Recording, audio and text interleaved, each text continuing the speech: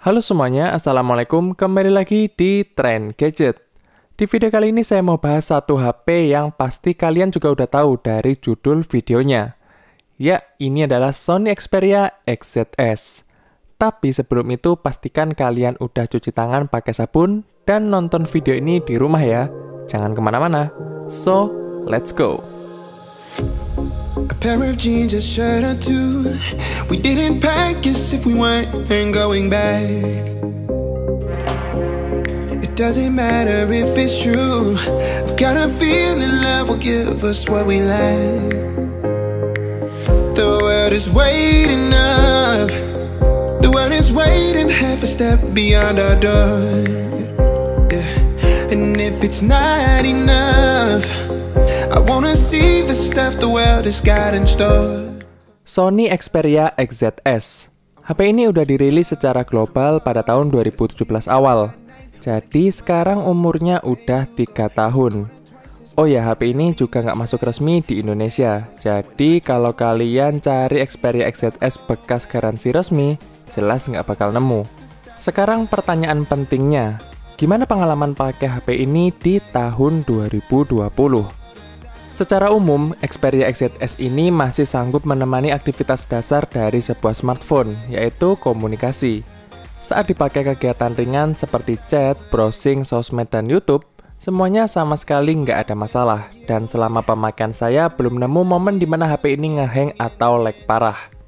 Bagi kalian power user yang hobi banget ngegeber HP, ya tolonglah ekspektasinya jangan ketinggian. Meski Xperia XZS ini bawa chipset flagship Snapdragon 820, tapi ya tetap aja itu chipset 4 tahun lalu. Kalau buat ngegame ringan semacam Subway Surfer atau Homescape gitu, masih oke lah. Tapi kalau buat PUBG atau CODM, ya nggak banget. Karena HP ini masih rawan panas yang menyebabkan adanya frame drop pada game. Intinya di tahun 2020, buat saya HP ini udah nggak cocok buat dikasih beban berat.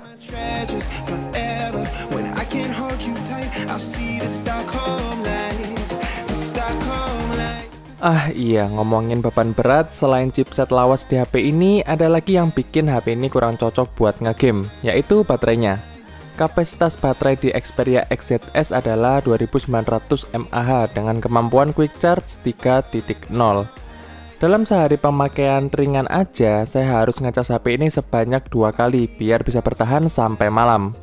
Ya, saya tahu sih ini karena unit yang saya punya adalah unit second yang pasti baterainya sudah mengalami degradasi. Tapi ini patut saya mention untuk kalian yang mungkin baru pertama kali berencana beli HP bekas. Baterai adalah sektor yang paling penting untuk dipertimbangkan.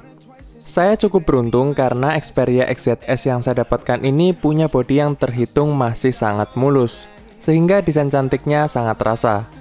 Di era dimana hampir semua HP punya desain curve atau melengkung, saya masih sangat menyukai bentuk tegas dan kotak seperti ini. Ya, itulah kenapa sampai saat ini sebenarnya saya masih belum bisa move on dari iPhone SE. Selain itu, dimensi HP ini sangat oke dan compact. Enak banget buat pemakaian satu tangan dan dikantongin.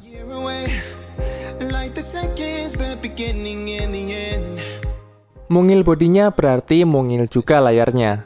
Ukuran layar Xperia XZS sangat jauh berbeda dengan HP baru saat ini, yaitu cuma 5,2 inch dengan rasio lawas 16:9. Buat nonton YouTube sih masih oke ya dengan layar semungil itu. Ditambah lagi kualitas warna dari layar HP Sony sangat bagus dengan berbagai teknologi yang mereka terapkan. Di bagian atas dan bawah yang lebar ini, Sony kasih sepasang speaker yang kualitasnya menurut saya bagus dan jernih. Cuma sayangnya volume maksimal dari speakernya kecil banget. Ini agak masalah sih, karena seringkali saya nggak dengar notif chat atau telepon kalau lagi di luar. Hal-hal yang kayak gini memang bukan kekurangan yang besar, tapi tetap aja mengurangi user experience.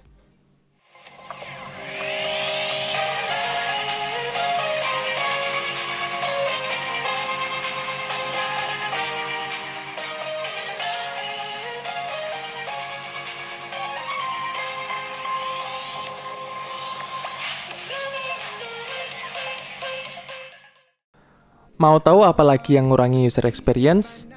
Adalah UI-nya, terutama pas pertama kali beli. Karena kebanyakan Sony second yang dijual di Indonesia adalah HP bekas dari Jepang, maka pas pertama kali beli, kalian bakal banyak nemu aplikasi berbahasa Jepang. Dan mau nggak mau, kalian harus hapus satu persatu kalau mau tampilan menu kalian jadi rapi. Saat ini sih, saya udah bersihkan semua bloatware itu dan pakai Poco Launcher di HP ini. Alhasil, app drawernya jadi simple dan terisi aplikasi yang memang saya pakai aja. Secara feel UI dari Sony memang terasa ringan dan cepat, tapi sekali lagi karena ini HP lama, OS update-nya terhenti di Android Oreo. Yang terakhir soal kamera, tanpa penjelasan ini itu menurut saya hasil kamera dari Xperia XZS masih oke dipakai di tahun 2020. Apalagi harganya juga terjangkau, kerasa lebih oke lah hasil foto dan videonya daripada HP baru dengan harga serupa. I wanna take it all in, I'm falling. The cityscape by night, wanna catch in my photos. Where you go, every corner twice as bright. They'll be my treasures forever. When I can't hold you tight, I'll see the Stockholm lights. The Stockholm lights, the Stockholm lights.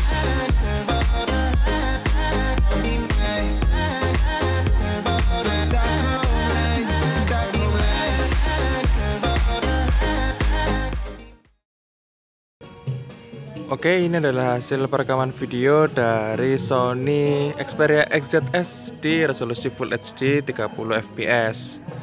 Di sini adalah resolusi dan settingan yang paling stabil sih. Sebenarnya dia juga bisa sampai 4K dan Full HD 60 fps, tapi yang paling stabil ya settingan ini.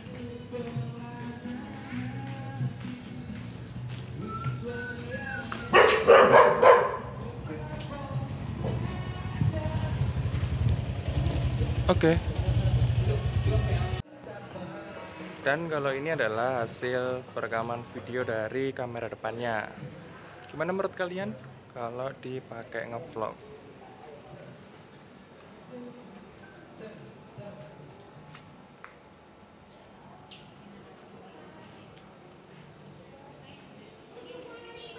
Oke, kesimpulannya untuk tahun 2020 ini, kalau kalian mau beli Sony Xperia XZS, saya bisa bilang HP ini cukup recommended, asal dengan kadar pemakaian yang saya jelaskan di awal tadi. Jadi jangan terlalu berekspektasi lebih ya. Dengan harga saat ini yaitu Rp1.000.000, kalian bisa mendapatkan sebuah HP yang cukup ringkas, kamera oke, serta beberapa fitur pendukung yang nggak kalah menarik, seperti penggunaan USB Type-C, headphone jack, dan NFC untuk memeriksa dan mengisi ulang saldo e-money kamu. Oh ya, perlu diingat, Xperia XZS yang beredar di toko online saat ini adalah unit bekas, jadi bersiaplah dengan kondisi sial seperti bodi baret alias nggak mulus, atau baterai yang boros akibat degradasi. Tapi, kalau kalian lagi beruntung, kalian bisa mendapatkan kondisi fisik layaknya HP baru dan sensor pressure yang masih berfungsi. Yang berarti unit HP kalian masih bisa tahan air. Tapi saya nggak saranin buat berenang ya. Kalau pas nggak sengaja kehujanan aja sih, oke lah. Sekian cerita saya kali ini. Terima kasih buat kalian yang udah nonton video ini sampai habis maupun yang tidak. Jangan lupa like dan subscribe, dan kita akan ketemu lagi di video berikutnya. Stay update.